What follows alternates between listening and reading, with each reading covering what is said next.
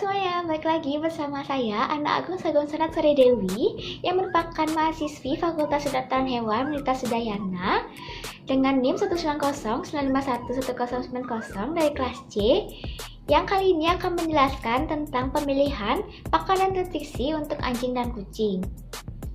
Tujuan pembuatan video kali ini yaitu untuk memenuhi tugas dari mata kuliah elektif Manajemen dan Penyakit Hewan Kesayangan yang diampu oleh salah satu dosen kami, yaitu Dr. Hewan Lohmade Sudi Martini MSc.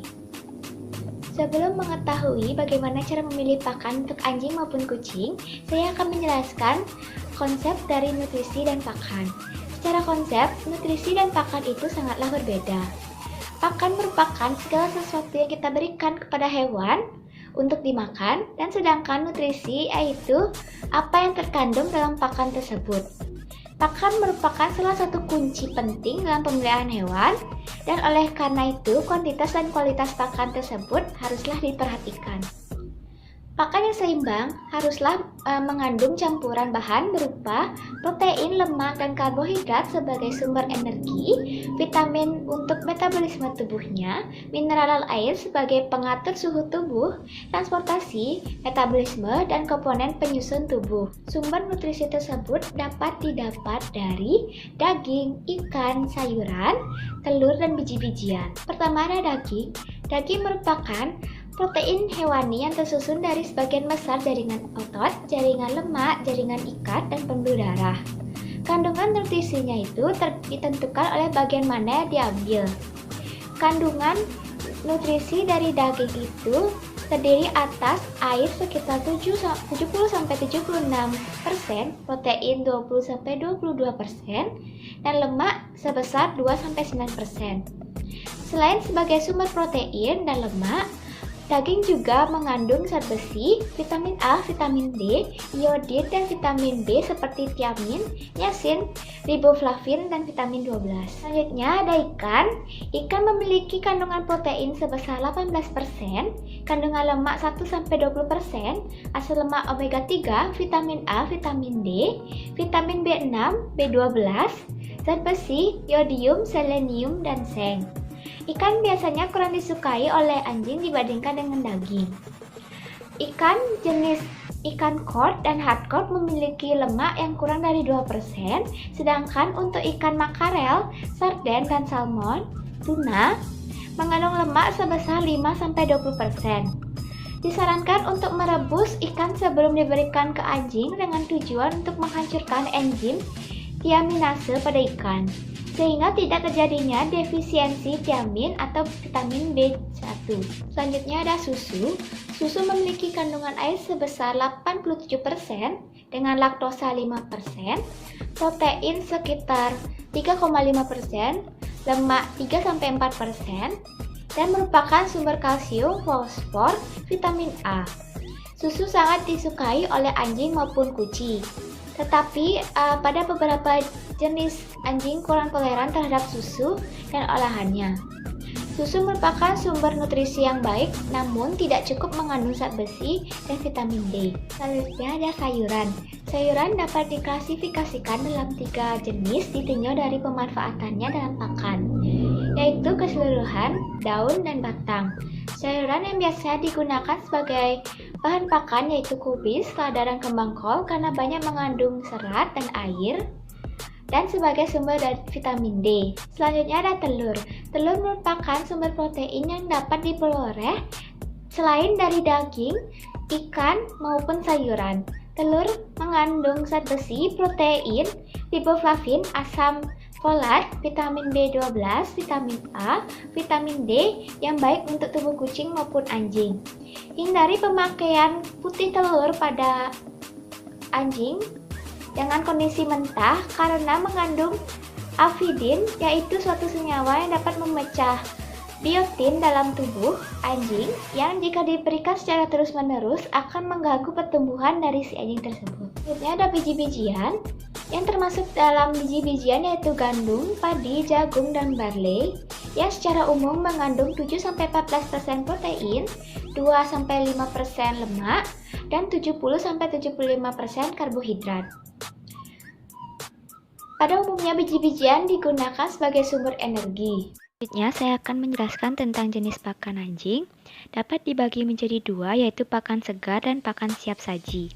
Pakan segar itu dipengaruhi oleh komposisi bahan hewaninya itu harus lebih tinggi daripada nabati, lama dan suhu pemanasan serta umur anjing. Komposisi pembuatan pakan segar yaitu 40% daging, 30% tulang, 20% sayuran, 10% bahan tambahan nutrisi seperti vitamin, protein, minyak ikan, dan atau telur. Yang kedua ada pakan siap saji yang dibagi menjadi tiga, yaitu canned food, dry food, dan semi-moist food. Canned food atau makanan kaleng itu biasanya berasal dari hasil sampingan rumah potong seperti hati, paru, lambung, serta bagian karkas lainnya yang mengandung kadar air 72-85% yang diformalisikan memiliki kandungan gizi yang seimbang. Yang kedua ada dry food atau makanan kering yang dibuat dari biji-bijian, tepung daging, tepung tulang, serta tambahan mineral dan vitamin yang biasanya dijual dalam bentuk biskuit yang direkomendasikan untuk pemberian bersama dengan pakan dalam kaleng. Yang ketiga ada pakan setengah basah atau semi-moist food yang dikemas dalam plastik kedap udara, dibuat dari campuran bahan seperti daging, hasil sampingan pengolahan daging, biji-bijian, sayuran, dan gula yang mengandung kadar air 15-30%. Dalam memilih pakan anjing harus memperhatikan faktor berikut, yaitu pilihlah pakan sesuai dengan umur. Untuk dog food puppies memerlukan pakan yang mengandung protein dan lemak dalam jumlah banyak. Dog food adult untuk anjing remaja dan dewasa yang telah kecil dewasanya butuh 4000 kalori dan telah besar membutuhkan 7000 kalori. Dog food maintenance untuk anjing dewasa sebagai perawatan itu biasanya mengandung protein dan lemak dalam jumlah yang sedikit. Yang kedua, perhatikan tanggal kadaluarsa. Ciri dog food yang baik ialah tercantum tanggal kadaluarsa dan tanggal pembuatannya. Semakin baru pakan, semakin kecil risiko kerusakan. Yang ketiga, perhatikan kualitas dog food. Dog food yang baik tidak mengandung ulat ataupun jamur. Dan gunakan merek yang sama. Pergantian merek pakan akan menyebabkan gangguan pencernaan. Jika perlu diganti, maka harus ada waktu transisi selama seminggu. Dan pakan, pemberian pakan anjing dipengaruhi oleh umur, aktivitas, dan berat badan. Pakan diberikan setelah anjing berumur 3 minggu. Bubur bayi ditambahkan dalam dog food puppies atau pakan segar giring yang dibelikan 3-5 kali sehari. Pakan untuk anjing dewasa jumlahnya disesuaikan dengan kebutuhan kalorinya. Dalam memilih pakan untuk kucing harus memperhatikan beberapa hal, yaitu pakan yang kaya daging dan kandungan protein yang tinggi. Hindari penggunaan jagung, gandum, atau kedelai sebagai sumber karbohidratnya. Pilihlah pakan yang tidak mengandung bahan pengawet buatan. Pilihlah pakan yang tidak mengandung bahan sampingan. Sesuaikan dengan kebutuhan kucing. Pilihlah pakan dengan tanggal kadaluarsa yang jauh. Dan pilihlah pakan yang mengandung kadar taurin. Selanjutnya ada manajemen nutrisi pada kucing.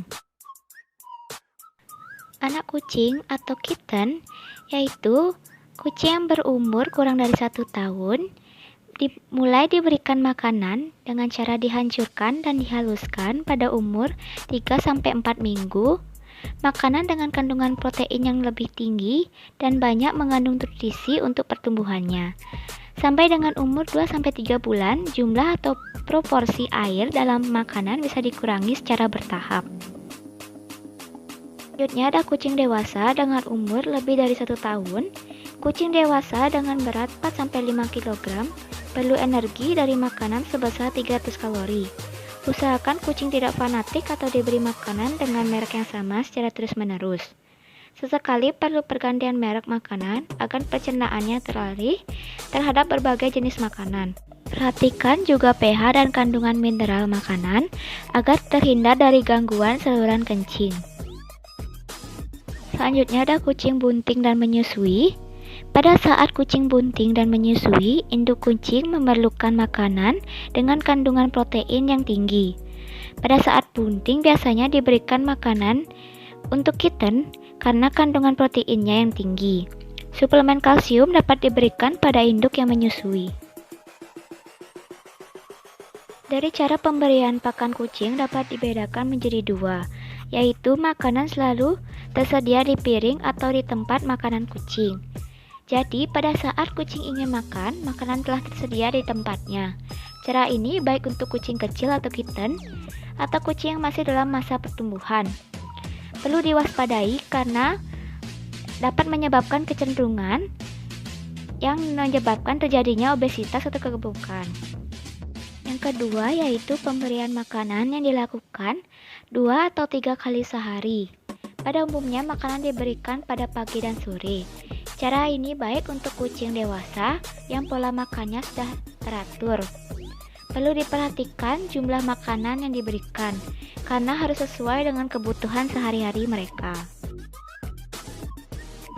Perbedaan makanan anjing dan kucing. Untuk anjing, makanannya mengandung protein yang lebih sedikit karena hewan ini tidak memiliki kebutuhan berdesak untuk itu, sedangkan kucing membutuhkan protein secara terus-menerus dalam jumlah besar.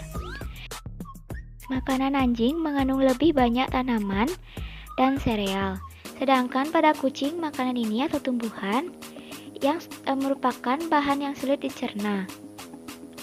Makanan kucing mengandung vitamin A, makanan anjing mengandung beta-karotin. Makanan pada kucing mengandung taurin yang merupakan hal terpenting karena berkat asam amino ini lemak diproses dan faktor pembuakan darah bekerja secara normal, sistem syaraf, fungsi imun, dan kardiovaskular tanpa gagal. Sedangkan pada anjing, makanannya tidak mengandung taurin. Oke, segitu dulu video kita kali ini. Semoga bermanfaat. Terima kasih.